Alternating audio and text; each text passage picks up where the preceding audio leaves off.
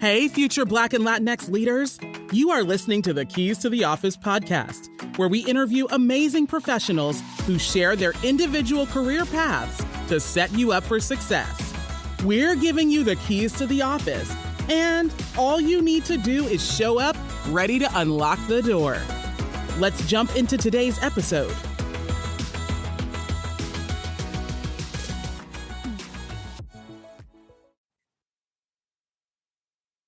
Good morning, good afternoon, good evening, Keys family. Per usual, we're in for a treat, but today is extra special because this woman is in my head, my counterpart, my colleague, my peer, someone, just a thought leader, committed to doing the work in this space. A financial professional, but I'm excited because she's kind of me across the water. So we've crossed the borders here today, and y'all are in for a treat. We have Mosope Adeyemi, global finance professional, career strategist, author. Did I say award-winning investment professional? How dare I leave that out? And she's spoken at or coached at, well over 100 conferences and webinars. I'm excited because I have her book, and if you stick around, I'll talk to you about how you can get one. But my goodness, family, join me in welcoming Mosope Adeyemi to the podcast. Hey, so glad to be here. Hey, Keys family. Yes. I like it. I like it. Yes. I like the community brand. I'm loving it. I'm excited. When I got my hands on the book after we spoke the last time, I was like, wow, she is doing big things and she has put a lot into this, how to, step-by-step guide, right? For so many. Talk to me. Okay, first, before I even jump into that, you see how excited I am, right? Jumping in hot. So I was like, okay. Coming in hot. Tell us who you are and what you do. No, oh my God. Christina, thank you for having me. So excited. And I'm so excited to actually see copies of the book on the other side of the world. It's amazing. You do something really small and you don't even know that it's going to get to travel before you do. Yeah. And yes, I'm super humbled and excited at the same time. But hey guys, super excited to be here. I guess a little bit about me. 3 words that would describe me would be that I am passionate, purposeful, and people-oriented. And I get to do this across a number of spheres. So I'm a finance professional. That's my 9 to 9 kind of job. So I work in investment banking. I have done probably for the last 15, going on 16 years now. But alongside that, I've always kind of walked this tightrope of, business, but also social pursuits. I'm just a very philanthropic person by nature. And so I just try to give myself to different things that I love and kind of seeing advancement in different spaces where I know that I can add value. So whether that is in the charity space or in career development or diversity and inclusion, whatever it is, I always feel like I find myself there. But I think my major sort of stomping ground is definitely in the area of equitable career development. And I use equitable, very intentionally. So with me being a Black woman in a largely male, white dominated industry, I found that was just such a space that I could really lend my voice to. And as I was growing in my career, I really wanted to make sure that those who were coming along the pathway kind of didn't struggle as much as maybe I did in my career when I started.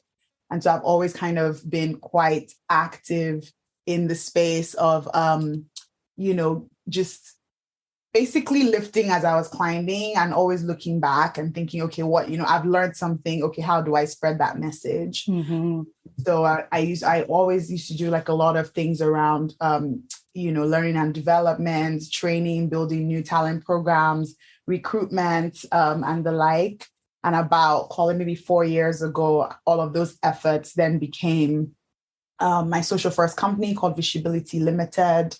And we are on a mission and mandate to improve the outcomes for Black women in the marketplace through inspiration, coaching, and community. So yeah, I would kind of say we're 4 years old as a company, but it's pretty much my life's work. it just sort of has a name now. So I can attract the right type of sponsorship and the like to it. And so, 4 years on, it's completely morphed into so many different things. Yeah. So like we kind of share stories of women in the marketplace and what they're doing. But also I think the arm of it that has grown so much is sort of this sort of more coaching career strategy piece. And so that's where I get to, talk to a lot of, whether it's teaching, talking, workshops, training, whatever format that looks like, but really helping, professionals, help them make work for them. Because I think that I think that too many people check out of work a little bit too early. Yeah. And in particular, as we think about sort of the Gen Z, this generation Z, right? It's everything is like fast. If it doesn't work, we're out. If it doesn't work, we're out. And I just, I'm kind of this sort of weird, like, older Gen Z, very, very, very young millennial. And I really just appreciate how enabling of an environment the workplace can be. But, you have to be able to see through it. And you also have to be able to be in a place that kind of works for you, a place that's leveraging your strengths, where you can really contribute value. And I think when you're in that space, you're you go to work with joy. It doesn't mean it's not going to be stressful, but you go to work enjoying what you do. And that's sort of the space that I find myself in, and really what I encourage people to try to kind of replicate for themselves and kind of live out. So I'm a huge advocate for career joy. And figuring out the steps for you to get there. So that's a little bit about me and what I do. I'm Nigerian. I didn't say that. Nope, you didn't. But I have lived in the UK probably now 20 years, maybe. So the UK is very much home, but so is Nigeria. So I kind of shuttle back and forth between the two countries. My family here, and I kind of live here as well. So so that's me in a nutshell. Girl, in that nutshell, you shared so much. Like I was literally writing like, okay, I want us to dig deeper into this and dig deeper into this, because there's so much here. Like it sounds really corny, like on the front end, but like there's this sisterhood, this unspoken sisterhood between us and between women in financial services, Black women in financial services, because there have been so few of us for so long in positions of influence, right? With seats at the table. So to have this conversation with you today just means the absolute world to me. It's one of the reasons I started this podcast. So thank you. Thank you for carving out the time, because I know it's after normal business hours there. I'm sure it's been a long day. So thank you. I appreciate that. And I want to jump in because you mentioned being from Nigeria, now in the UK. I'm going to ask you what has come up in a lot of my conversations with folks from Nigeria, because you're probably going to think maybe the fourth podcast guest from Nigeria. We are everywhere. And I want to hear your perspective. So what did you want to be when you grew up versus maybe what were you encouraged to pursue as you were growing up?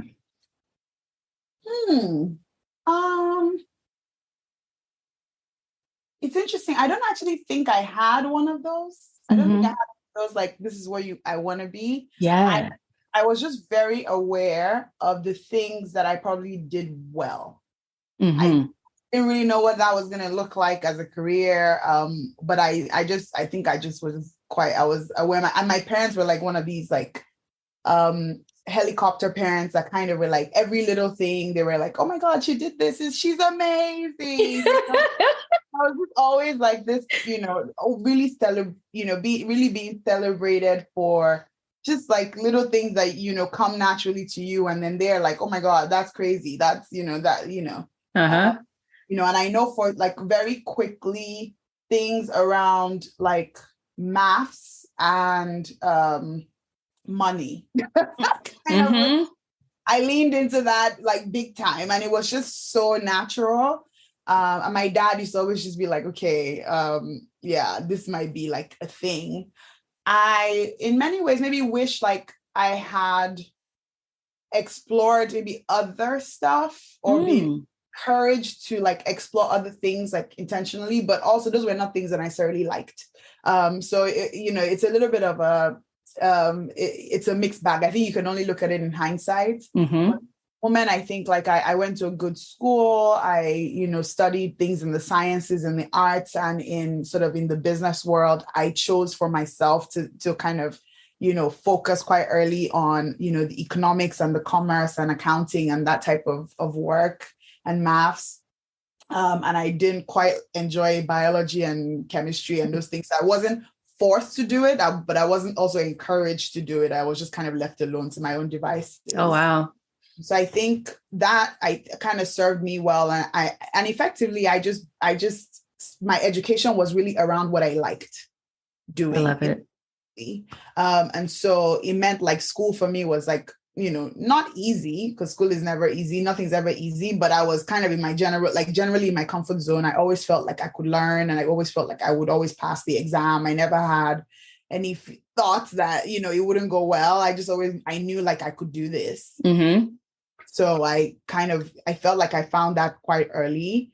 And then, as you might have heard from your other guests, growing up in the 90s, you are, especially in Nigeria, you're either like an engineer, a lawyer, a doctor, an accountant, like it's pretty much that. Pretty much. Oh yeah. And once you're doing numbers, it effectively, and you like money, it's kind of like, okay, maybe it's the accounting kind of field or, but one thing I remember was my dad being very, very adamant that he wanted me to have a profession and not just a job.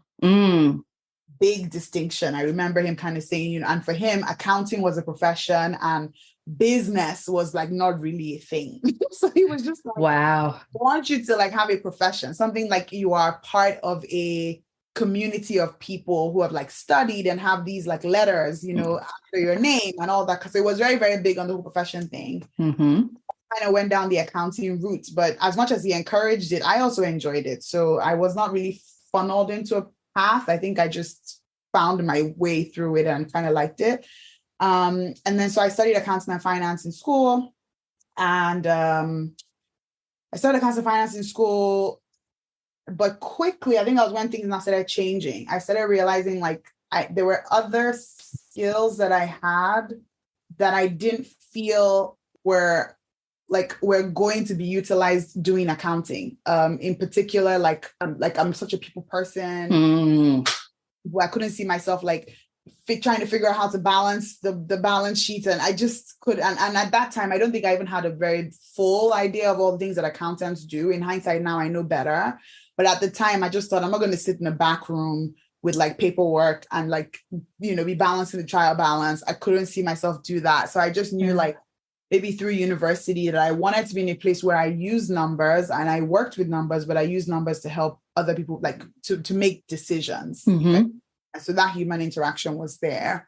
And so that kind of is what encouraged me down the pathway of banking, because in effect, it was kind of that. And so I'm able to still use that skill. I still qualified as an accountant just because my dad was always very like on me. So I still did kind of, satisfy him, but also kind of appease myself, I guess, in some way.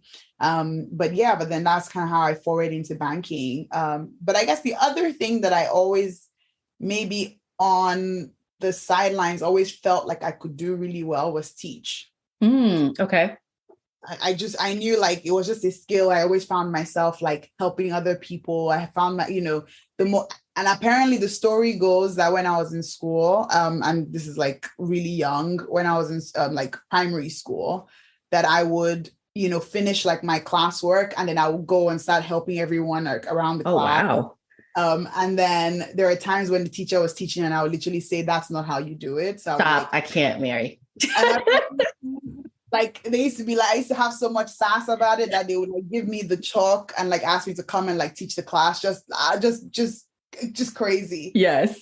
That tells the story all the time of how she had been called into school, not once, not twice, about how I was taking over the class and I wasn't letting people. So I actually skipped a few classes consequently. Like they kind of just felt, okay, well, if you're over the class and you're, you can just move ahead. And in Nigeria, that wasn't uncommon. They felt like you were like acting well above the class, they would just move you on.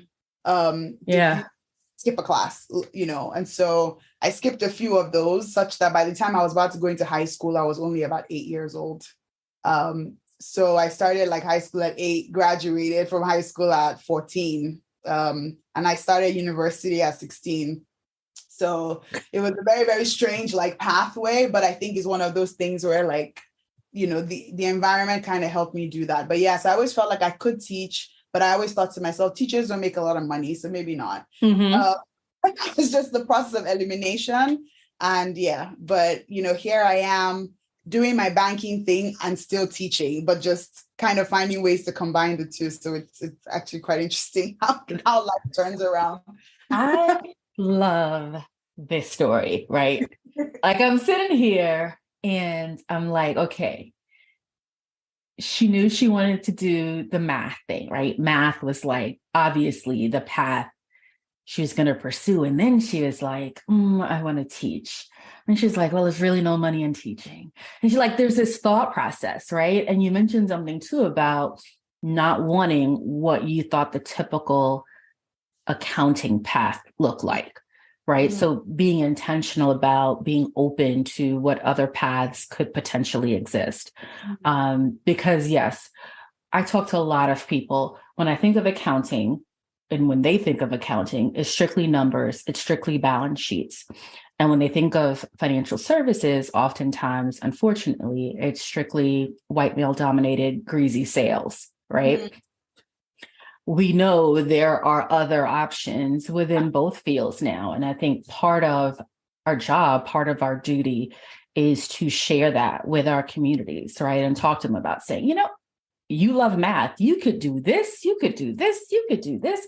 You could pave the way. And like there's so many. You love teaching. Teach someone math, right? Teach someone. Become a professor, right? There's so many different routes to take once you've identified what it is that fuels you, and you knew from an early age what that was. And sounds like you had the support from your family to pursue that path. I love it.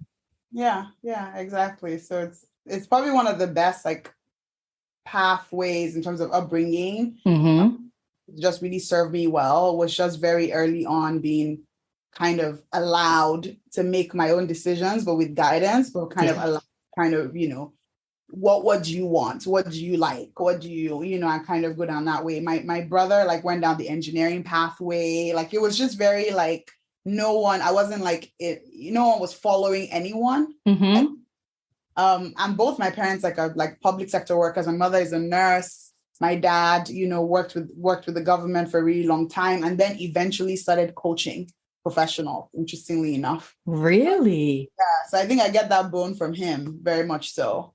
But he worked like, with the government for the longest time, had a very, very thriving public sector career. And then when he retired, he was just like, yeah, let me do this. But he's exactly like me in that he was always about career development. How can you be better? How can I help you be better?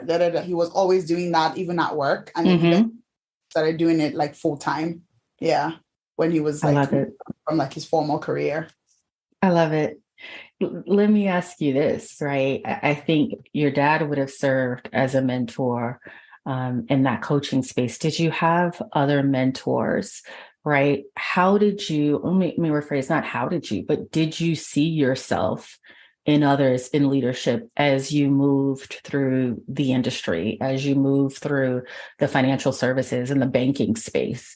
Did someone take you under their wing and provide that guidance and support, either by mentorship or sponsorship? Yeah. Yes, but it looked very different for me, I would say. I had, again, like my parents would always help me leverage their network in terms of like people like, uncles, as we call them, uncles in quotes. Oh yeah. Aunties who like, were professional people. My mom always was like, oh, give her advice. She's going into this space or she's looking at things in this field. And so I kind of always had like a basket of people homegrown. But, these are people who probably had careers in Nigeria, very different from building a career here. And so there's a need to have mentors and guidance like across the board and kind of helping you solve different problems. I had people who could like give me advice from an industry perspective and career path perspective. But what I lacked was like really around how can I, transition well in an environment where I was now seen as a minority, because that was something I had never really been until I moved into the UK. And like really come to terms with, first of all, the idea of even being a minority and what that could mean, but then, then try and kind of find my own pathway through. And it wasn't always the easiest, because it's just not, you're trying to build relationships with people, but there's no point of affinity. That was always my challenge. It was like, what do we even talk about? What do we like? I don't watch football and they do. Don't go to the same clubs, pubs, or whatever. They don't go to church. I do. Like there was just no point of reference. I think I always just really struggled with getting that advice. In the earlier days, I definitely benefited from formal like mentorship programs that were set up by organizations. So I always say like, sometimes take those programs, right? Go through those programs. You may not have anything, but it is something that's created to almost bridge the gap between getting your own mentors through affinity, but it's a great sort of level playing field. And so I had some great mentors through that process. In particular, I remember a guy called Brian, who was just so helpful when I was trying to get promoted, my first like layer up the rung from analyst to associate. He was so intentional about like, how do you sell yourself? How do you write your performance review? How do you document like the work you've done in the year? Like I'll write performance reviews around like, helped team do X, but it was like, what does that mean? And he was like, what is it in dollars? What is it in time? What is it in efficiency savings? Like he was very, very specific and got me into thinking about things numerically and not just, qualitatively. So he was like a really great guide. But I think probably the mentor for me that stood out, and it was quite a tumultuous relationship, I would say, at the start, but he's probably like one of the most influential people in my career, and we still keep in touch today. He was actually my manager. But for the first time, I had a Nigerian manager. I was probably about 4 years into my career, and he joined. And that was actually quite difficult because I was already used to being like the only. And I'd tried to figure out how to operate, and then he came through. And so initially it was a bit of like, how do we figure this out? It's a little bit difficult. When someone can finally pronounce my surname correctly, I was like, this is a bit weird. But eventually what I realized, like for the first time, he was able to help me disseminate and decipher feedback in a way that I would get it. So I was always being told certain things, but I just didn't understand. It wasn't practical. And I think he was the one that really helped me, like, this is what they mean. Like, let's break it down. And obviously we had affinity. He had a brother who lived close to my parents' house. They were just things we had in common. And so our conversations just became a lot more open, even though there was still that like manager, sort of relationship, but I could tell the difference immediately. And so that's where where I talk about the importance of, culturally relevant mentors. Can never be underestimated. Like there's just something about seeing someone who looks like you or is from where you are, and being able to reach out to them or even have them reach out to you. There's just something just phenomenal about that. And he, for the first time, was probably the one person who gave me so much responsibility that I actually thought he was trying to make me, like he was trying to break me. But effectively, like in hindsight, it was just trust. He was the first person that I knew really made that switch from giving guidance to creating opportunities. And that's the difference, I think, between mentorship and sponsorship. He wasn't just telling me like, oh, hey, do this, do that. He was actively creating opportunities. So he would go into meetings and suddenly he would come out and I'll have a new project. And, no one else did that for me. So those were just opportunities that, he created or fought for when I wasn't on the table. I wasn't in the room, but he would go in, fight for opportunities for me, come out and I would do stuff.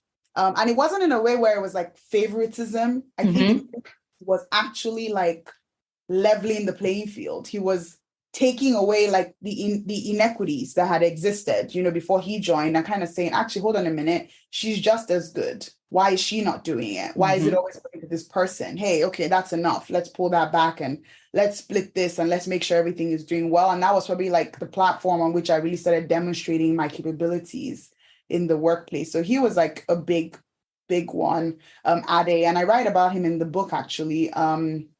And he's just super influential. He's just always very influential in my career. And even though we don't work together anymore, we've all kind of moved on to other companies and other pursuits, we still catch up. And he's just still like someone that, yeah, like I would always have great things to say about him. And then I guess as I got more senior, I would definitely say like there was a lady, like white, American, beautiful soul. And we just bonded. I have no idea. We just bonded on just femininity. We're Christian. We bonded on faith. We bonded on weird things, like things that people wouldn't typically bring to the office. That's kind of what we bonded on. I actually remember one day, like something quite terrible happened to a friend of hers. Like they lost their child just shortly after, like, and she called me into a room and just said, can you pray with me? Like these are things that don't happen like in the workplace typically. But we bonded over that type of stuff. And again, she was someone that I realized gave me so much responsibility, quite quickly. So again, would give me advice, but would give me opportunities.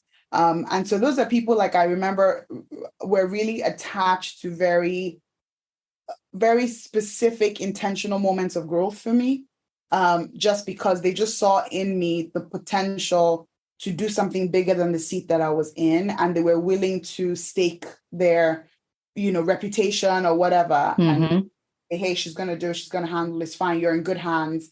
So even though I didn't feel like I was necessarily capable hands, they were even just like their own, their marker, that stamp of confidence was so meaningful and so game changing for me. Yeah. So there have been a few people like that in and across, dotted around, and yeah, and I think my advice there around sort of finding mentors is like mentors can look and sound very different. They don't have to always look like you. If they do, great, and you're able to get something out of them, fantastic. If they don't, that's okay too. The fact is, like, as human beings, like we're more alike than we think, actually. And so the moment you can give space for people to contribute to your life, and be open to receiving that, then, the more sort of places you can connect. And I think, yeah, I fundamentally believe in humanity, and that people are constantly like probably more looking for how to help rather than how to hurt. Yeah. People are constantly looking for more ways on how to help, not hurt. Yeah. I love it. And I was sitting here thinking about my own story and my own mentors and sponsors. And I mentioned her in a previous episode, one of my managers in financial services who saw something in me I didn't see in myself, a white woman, and would, give me these stretch assignments, right? Would just really believe that I had the potential to do so much more than I was doing. And she was right there to provide that coaching and, that ear, when things got tough or I needed, like, I'm not sure, like, I think maybe, and I needed another. She was right there and began to speak my name in rooms. To this day, she is, stuck with me and she knows it. But we connected on like interesting things, right? One, because we're both Leos. Two, because we both love to read. And so she would like send books. I was out for a bit to have surgery. She like sent these books that she knew I would love. And I loved them, right? She got to know me and my strengths. And she was very intentional about that. And that meant a lot. So mentors and sponsors look different. We need to ensure we are open to all who are willing to genuinely pour into us, Yeah, absolutely. Yeah. It's so interesting when I hear people with similar stories of the mentors and sponsors who really just don't look like them. And you're like, how did we form such a bond? But it happened, right? I think some connections are just divine. They're supposed to happen. Yeah.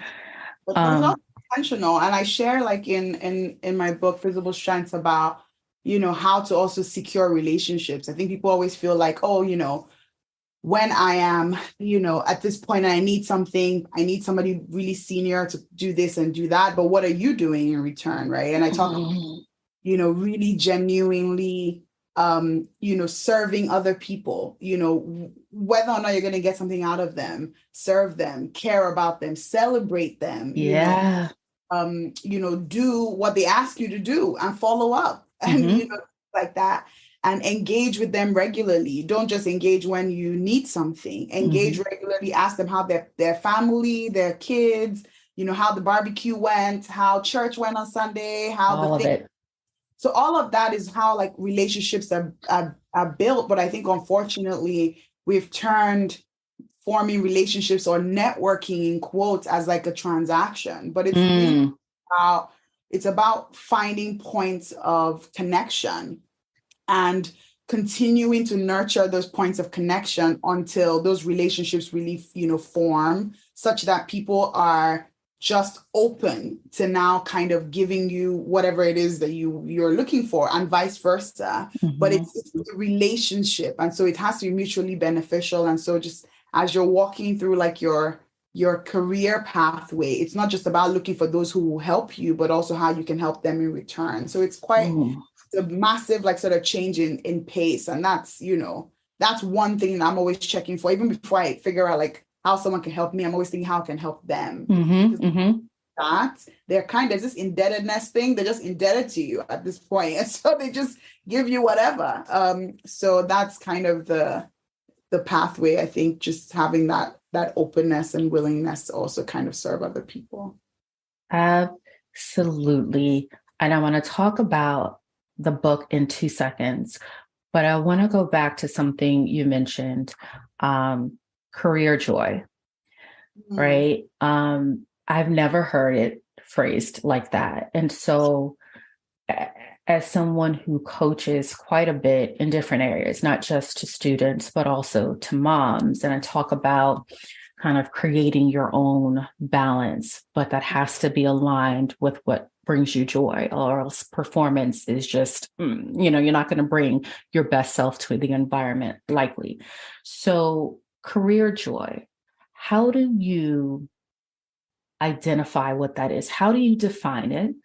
Right. And how do you ensure that what you pursue is aligned with what will bring you that level of joy? Because that's a heavy term, right? It's a heavy term. So talk to us a little bit more about that, Mary.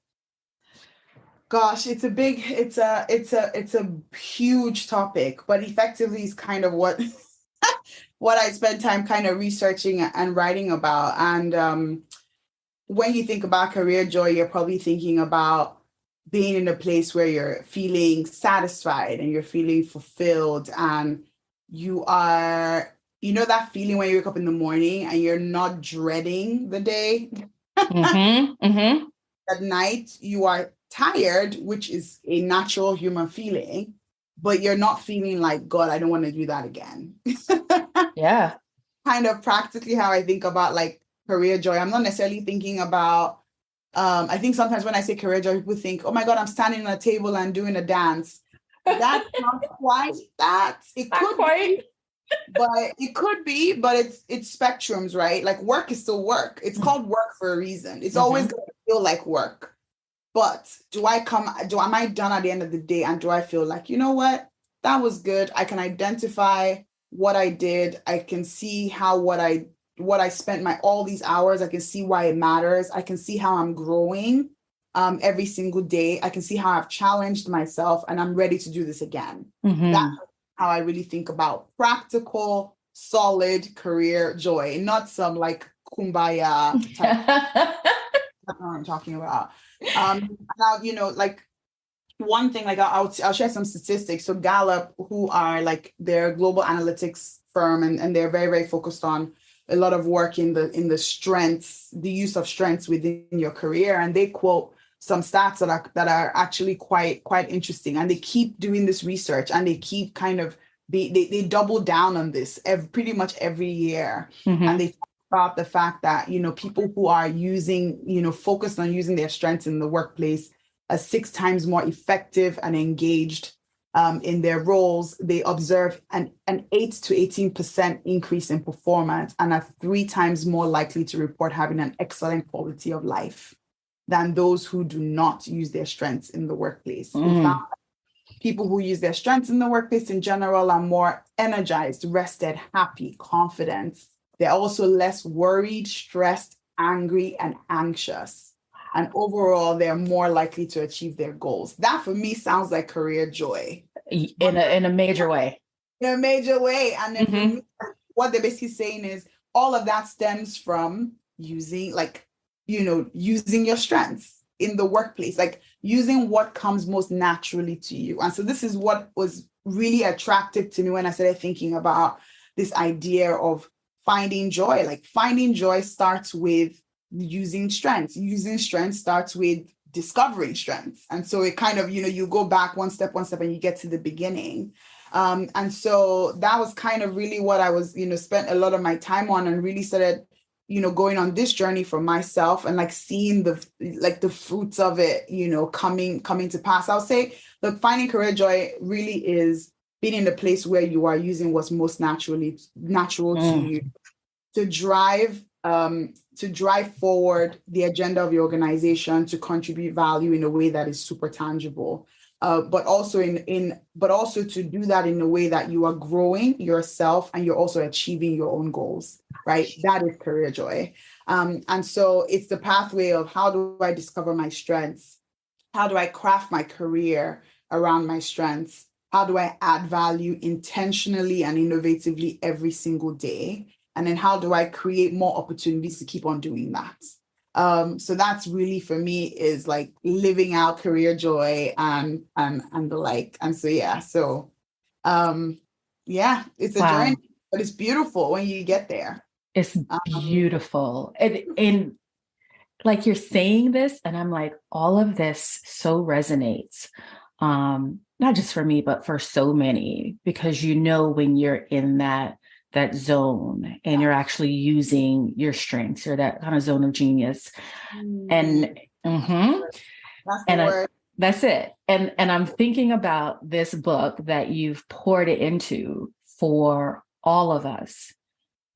And the title, straight up, Visible Strengths, right? Like, I just want us to be here for a minute, because I'm thinking about the college student, traditional or non-traditional, right?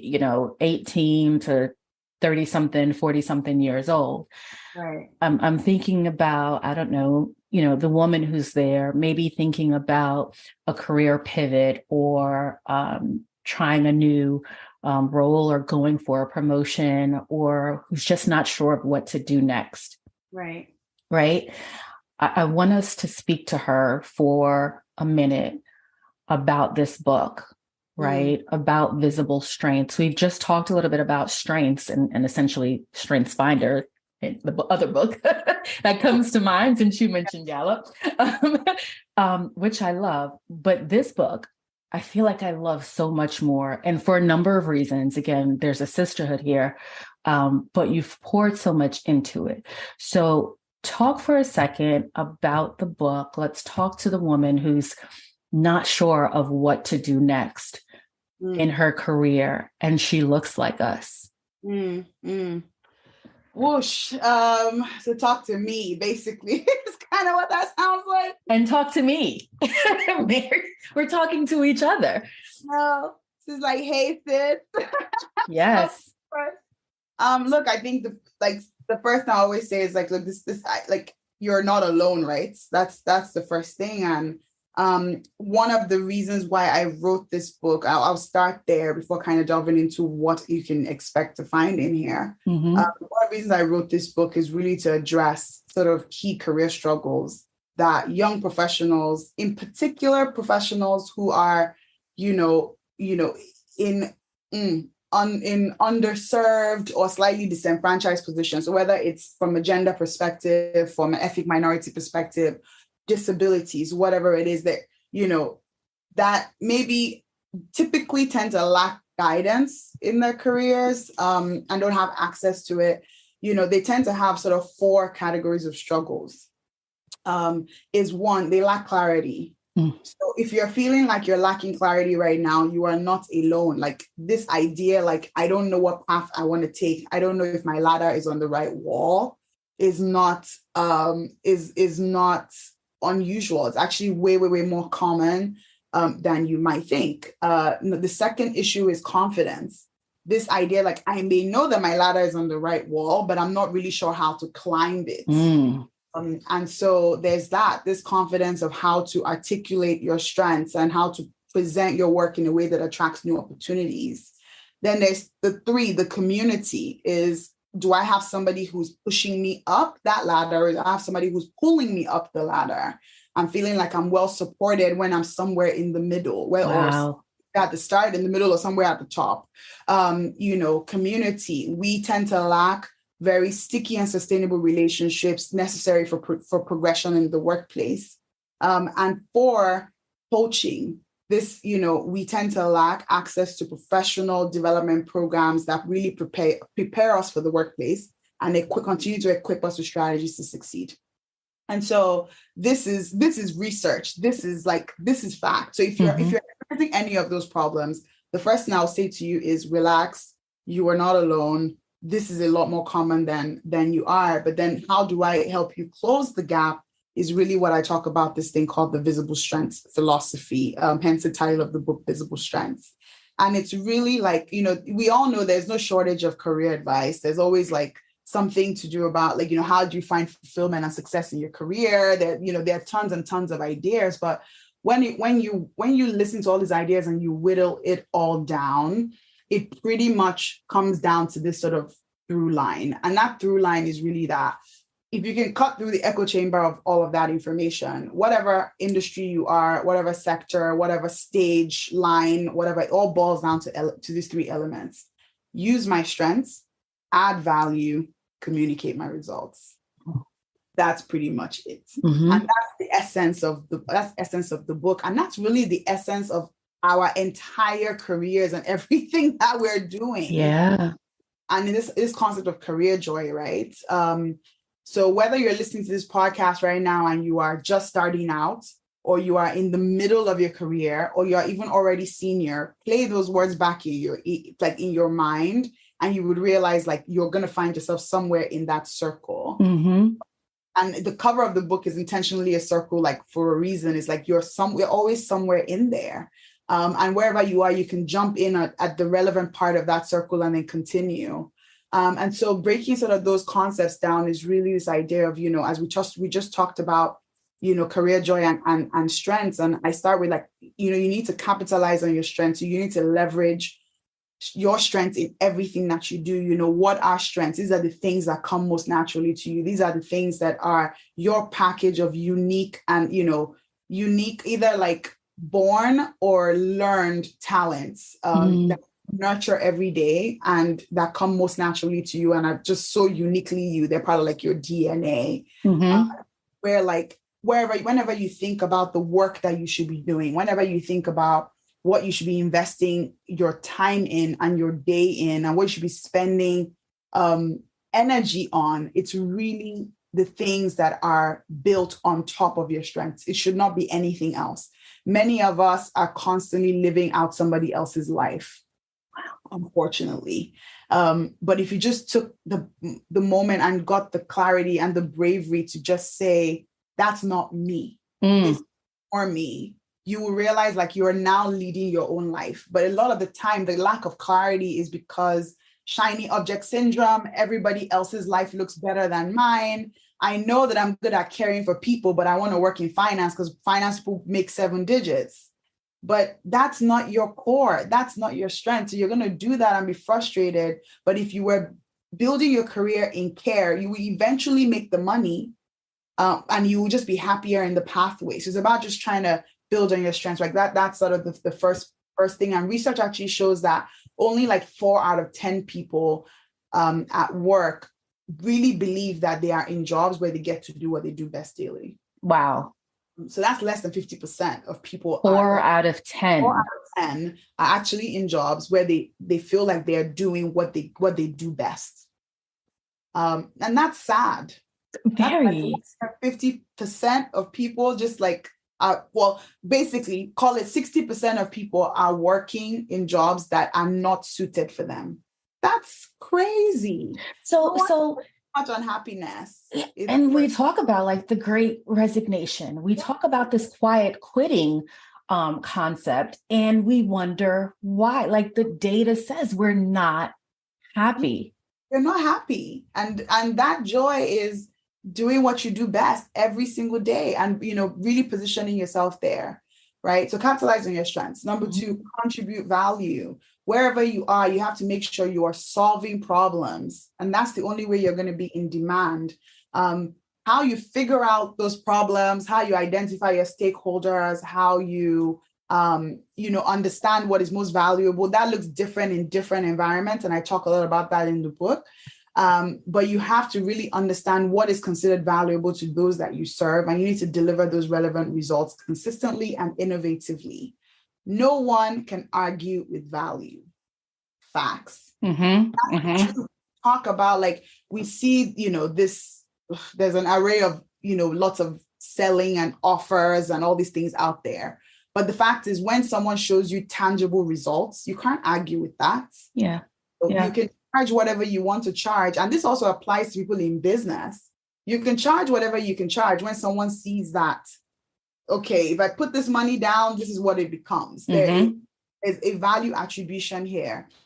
So you are able to ask for whatever pay you want to ask for whatever promotion you want to ask for whatever job you want to ask for, if you can demonstrate your value add. Yeah. No one can argue with that. When you say, I went into this organization, I transformed it, I generated X amount of dollars, I saved X amount of dollars, you can't argue with that. That is numbers on a plate. That is value right there. So contribute value and, leverage your strengths to do that. And the final piece, which is the piece that we tend to miss a lot, is how do you communicate your results? How do you tell the story of the work that you're doing? Because that is the piece that restarts the opportunity circle. If you capitalize on your strengths and add value and it stops there, you kind of limit how far you can go, because what you need to do is actually now start sharing and telling people, hey, this is what I did. This is the work that I'm doing. This is why I've done it. This is how I've done it. This is why it's the solution to your most pressing problem. Once that happens, people are like, I get it now. And it just creates more opportunities for you to capitalize on your strengths and contribute value and communicate even more results. Work doesn't speak, people do. So like that so wherever you are in your career phase right now, whether it is that if you're someone who's working a job that is, it has nothing to do with what you like to do best, now is the time to reposition. If you're someone who you feel like you're in the right place, but you are not clear of the things that you do daily and whether they matter, now is the time to start doing the assessment of what is valuable, how do I add value, who are my key stakeholders, how do I make sure like I am fully aligned and that the work that I'm doing every day is adding to something much bigger than my seat. There's someone who is doing that, but you feel like you're doing all of this work and getting no recognition. It's time for you to like drop the paper and the pad and start talking. Yeah. Pick up the loudspeaker and start saying, hey, this is what I'm doing. And it's not self-promotion. It's value promotion. It's not about me. And this is the reason why a lot of people don't do it. It's really about, look at the work that I've done. And this is why you should care about that.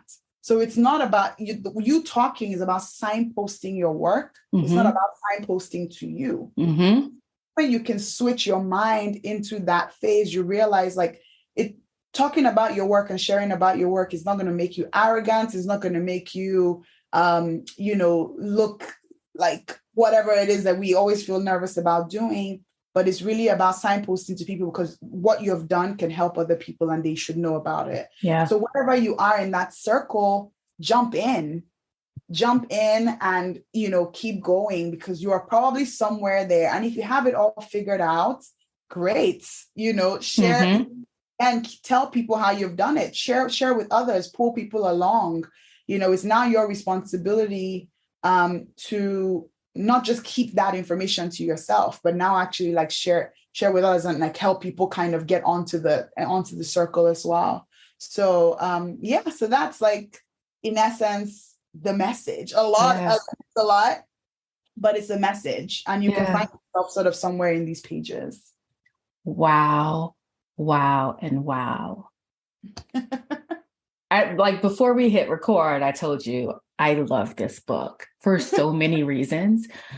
Mary, okay, so before I go any further, I want to share, just kind of weave this in. If you're listening to this now and you're like, I need Mary's book, because Mary and Christina said I need the book, and so you have to have the book. Make sure you're subscribed to my email list and send me an email. The first, 3 people to do it will get a copy of Mary's book. So hold me to that. And the link to subscribe is in the show notes. Make sure you get your hands on this book. And I mean it genuinely. I am not one for fluff, not one for sugarcoating things like this. This is it. This is so much of what we need in this community, right? No gatekeeping of how to progress in our careers, right? There's no room for that. So, all right, link in show notes to subscribe. First 3 people who send me an email and say, make sure I get my hands on Visible Strengths, Christina, will get the book. I call this show The Keys to the Office because I think about how we, and you touched on this earlier, how so many of us kind of don't know the options that exist. We don't have the mentors or know how to access the mentors. We don't have that guidance. A lot of us are first generation college students. I was one. So it's the keys to the office because as professionals, we have, I think, we have the ability to impact generational wealth. Yeah. And we are responsible for doing that and sharing our paths and sharing our messages and lifting as we climb. So talk to me, if you had to sum it up, right? A major key to the office, right? What's one thing, in addition to getting your book, that an individual can do today or can start working on or planning for, right? To position them for success. And you've said so much. Tell me one major thing they can start working on now. Self-awareness. Ooh. Point blank, period. Mic drop, kick off the stage. Keep going, Mary. Self-awareness. Talk to us more about that. Just know yourself and to thyself be true. That's it. Like everything, self-awareness is the bedrock of self-mastery. Self-mastery is just what makes you tick, basically. Yeah. So if you've heard nothing else in all of this right now, make sure you have a clear idea of who you are fundamentally and how you want to use that person and that awareness to show up every day. And not show up at work, show up at your home, show up with your friend groups, your communities, your whatever it is, your business. Just know who you are. We are all who we are, but I don't think we spend enough time with ourselves. Many of us know our friends more than we know ourselves. Because we don't sit with ourselves. We don't listen to our own thoughts. In fact, we actually try, and I'm guilty of this, like we try to drown our thoughts out. Just with, Real Housewives and whatever. Yeah. Listen, I don't even want to think about what's going on in my head right now, but actually, if we sat with ourselves, we spent more time in introspection, we we ask the so what questions every day. Something is happening, is giving me information, and so what? How does this impact me? How is this making me feel? I think we'll make more decisions for ourselves, and I think we will make just less mistakes along the way. So yeah, my one thing is self-awareness. Sit with yourself, spend time on just spend time unpacking. If it's therapy you need, do it. Yeah. Spend time unpacking who you are and why you do the things you do and what makes you show up the way you show up. That's transformational. And it's just this number one. If you can get that right, that's the big career joy. And own it, right? Like become aware and then own who you are. I love that addition. I'm going to take that from you. Oh God. Take it. An ownership. I'm going to take it from you. And own it. Be comfortable with, but be very uncomfortable with who you are. Mm-hmm. It's so possible, especially like if you grow up in an environment where there are all these expectations, all these like labels and all these things. So you're like, I know who I am, but who I am is not going to be accepted in these streets. So, but you need to be that person who says, no, this is who I am, and I'm going to honor that person every day with my choices, with my words, with my actions. I'm going to honor who I am and do it. Like that is the beginning of career joy. Yes, Mary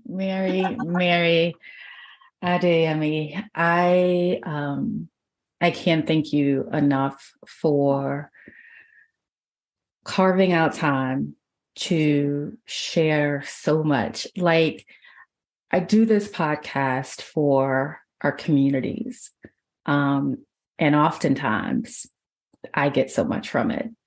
And this is one of those episodes that I feel I like, and I'm not normally one to struggle for words, but this feels so good to talk to someone else who's doing the work.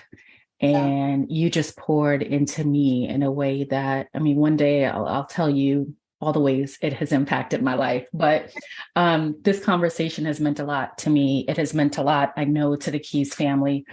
And so I thank you. I thank you for all you're doing. Thank you so much for having me. It's meant a lot to me too. So awesome. I'm really happy to be here and to share, and to hear how it's all going to impact you and hear stories, more career joy stories, guys. That's what I want to hear. More career joy stories. You can do it. How can we find you? How can we support you? How can we get support from you? And then for the, those who don't get the book, right? For the 3 select people who will get the book from me, how can they get the book? I'm going to get the book. Okay. How can you find me? I am in all places social, in particular on Instagram and on LinkedIn. Just search my name, Mary Mosope Adeyemi. I know Christina's going to put it in the show notes. And you can also connect with my company, Visibility Limited, also Visibility on LinkedIn and Visibility on Instagram. And website is visibility.com. And you can always contact me, and straight. It's always me on the other side. There's no chat bot. There's no whatever. It's always me. So I'm always going to be the one coming back by email. Where you can find the book, easiest place is Amazon.com. That's the easiest place to get a copy, and you can get it in digital or print format.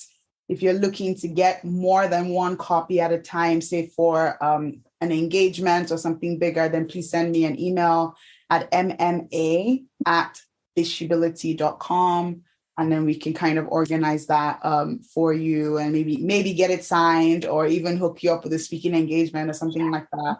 That could work. So so depending on what you want to do, you can always find us in so many places. But Yes. Thank you, Mary. I appreciate you. And just know you are stuck with me now.